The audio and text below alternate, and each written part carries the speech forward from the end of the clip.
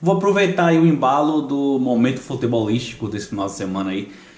A final do Mundial entre Flamengo e Liverpool, porque foi mesmo para quem não é flamenguista, foi um grande entretenimento, né? Poder assistir um jogo desse, um time brasileiro enfrentando o melhor time da Europa, enfim.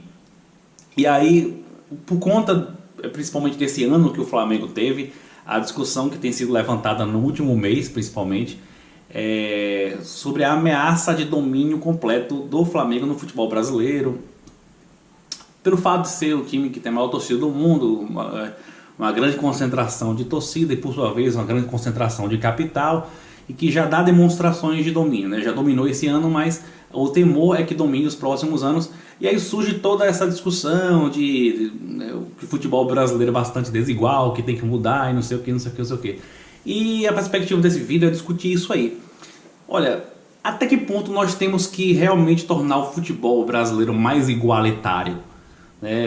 Parece algo que é consenso, que deve ser consensual, todo mundo tem que concordar que o futebol mais igualitário é necessariamente melhor e tal. E eu quero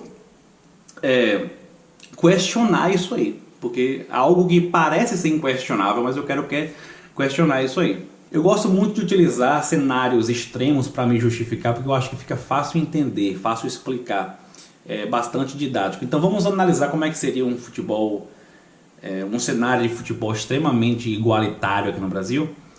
Isso passaria necessariamente pelo fortalecimento do futebol do interior do país, né, das cidades do interior, e enfraquecimento dos times da capital por sua vez, né, porque a concentração aqui no Brasil de torcedores por sua vez de capital não acontece apenas em torno do eixo Rio-São Paulo, acontece também em torno dos times da capital, né? Aqui no Brasil, mesmo os torcedores que torcem para time do seu estado, torcem para time da capital, mesmo morando numa cidade interior. Então, claro, esse seria um cenário utópico, imaginar que as pessoas vão parar de torcer para time que não é da sua região, isso é muito utópico, e torcer para time da sua cidade e tal, enfim, mas pegando essa utopia, nós teríamos um cenário aqui de uma quantidade muito grande de times competitivos, mas nenhum time teria uma receita suficiente para se ter uma grande estrutura, uma estrutura de nível europeu. Muito provavelmente não haveria nenhum time com capacidade de repatriar jogadores da Europa.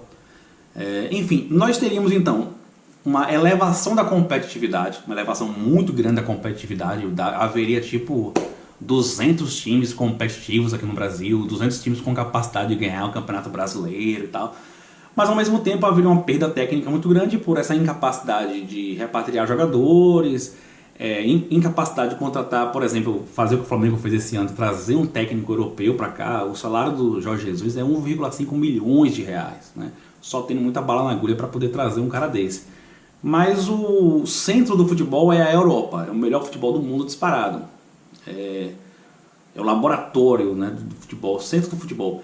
Então, perder o contato com a Europa significa necessariamente você ter uma perda técnica. Nós teríamos necessariamente sim, então, uma perda técnica, até mesmo pela falta de estrutura. Os grandes centros de treinamento que os grandes times têm não se conseguiria ter com times sendo todos eles menores. Haveria então necessariamente sim uma perda técnica. E essa perda técnica faria com certeza com que os times brasileiros perdessem um pouco da relevância internacional, mesmo a relevância na América do Sul, tendo em vista que outros países vizinhos têm um futebol ainda mais concentrado do que o nosso, né? A Argentina tem um futebol ainda mais desigual que o nosso, o Chile tem um futebol mais desigual que o nosso. Daqui a pouco eu vou falar um pouco sobre isso. Então haveria esse lado positivo e esse lado negativo. O lado positivo, aumento drástico da competitividade, e o lado negativo, perda técnica e perda da capacidade dos times brasileiros de competirem internacionalmente, inclusive na América do Sul. Enfim, o cenário que eu mostrei aqui, ele é utópico, claro, é extremo, imaginando a completa igualdade do futebol brasileiro. E é só para mostrar que não seria assim tão interessante, né? Todo mundo gosta de ver o futebol bem jogado, um elevado nível técnico, mas qual seria o extremo oposto? Seria um elevadíssimo grau de desigualdade no futebol. O maior exemplo disso é o futebol espanhol, em que tem Real Madrid e Barcelona, e os demais estão muito, mas muito abaixo. Hoje em dia, nos últimos 10 anos, aí, quase não tem chance de ganhar um campeonato nacional. E isso gera uma perda de competitividade gigantesca e desvaloriza demais o campeonato nacional. Real Madrid e Barcelona, o maior interesse mesmo é ganhar a Liga Europeia, né? A Champions League, porque para ganhar o espanhol é tipo um brasileiro ganhar o estadual aqui, porque sabe que só tem 2 times praticamente competindo. Aí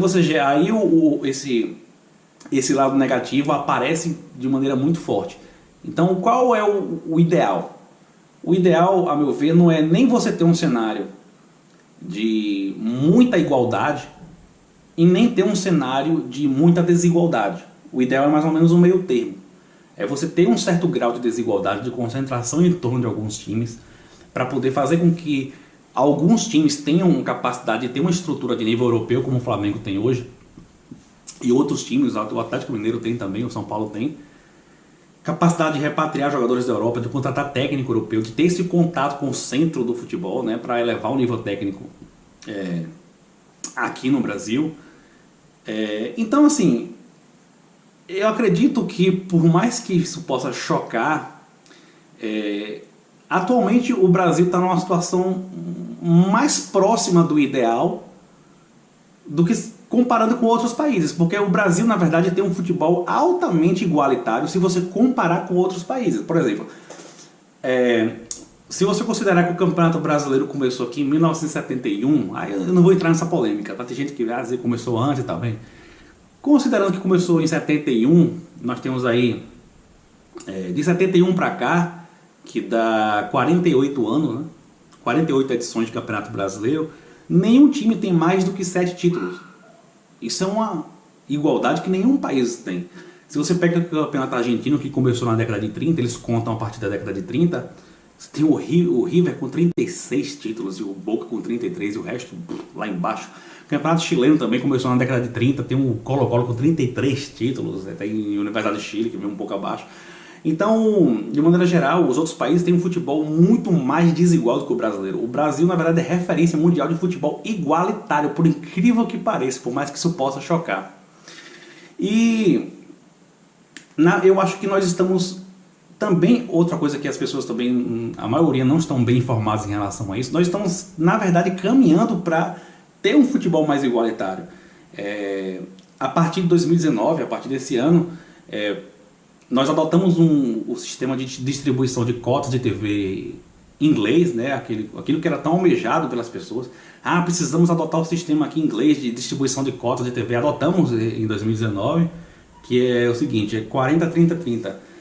40% da verba da TV é distribuída igualmente entre os clubes da Série A, né? Independente do tamanho do clube. 30% é por desempenho, a colocação na tabela, e somente 30% depende da quantidade de exibições na TV, ou seja, 30% apenas da verba de TV vai depender do tamanho do clube, 70% independe completamente do tamanho do time. Ainda tem uma discussão sobre o pay-per-view, né, que o pay-per-view ainda está desigual, precisa corrigir o pay-per-view também, mas demos um grande passo para ter um futebol mais igualitário no Brasil. Outro passo importante também, que já tem, salvo engano, 2 anos, foi o fim da cláusula paraquedas, que é o seguinte: alguns clubes, os clubes grandes, né, mais alguns outros medianos e tal, tinham um acordo com a Globo para, em caso de rebaixamento, no primeiro ano após o rebaixamento, receber a mesma verba de TV do que recebia quando era da Série A. Isso era uma injustiça muito grande, porque imagine, você recebe uma verba, uma cota de TV estando na Série A, e estando na Série B você recebe a mesma cota. Isso era uma injustiça muito grande que foi corrigida já tem 2 anos mais ou menos. Vários clubes brasileiros foram beneficiados, os que mais caíram foram os mais beneficiados com isso, né? Vasco, Botafogo principalmente, os que mais caíram. Era rebaixado e recebia a mesma cota de TV, aí claro, no ano seguinte subia novamente para a Série A, né? Acabou isso e o Cruzeiro vai sofrer porque foi o primeiro time grande que caiu depois do fim da cláusula paraquedas. Isso também é um passo importante para gerar mais igualdade no futebol brasileiro. Agora, se um time grande cair, vai sofrer com a grande perda de receita. Então nós estamos sim caminhando para um cenário assim próximo do ideal.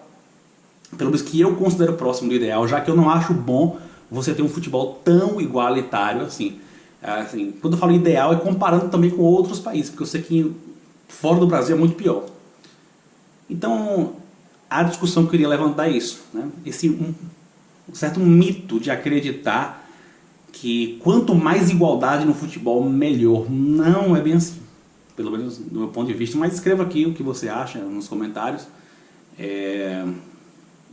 Se você gostou, dê um joinha, inscreva-se no canal, clica no sino para receber as notificações.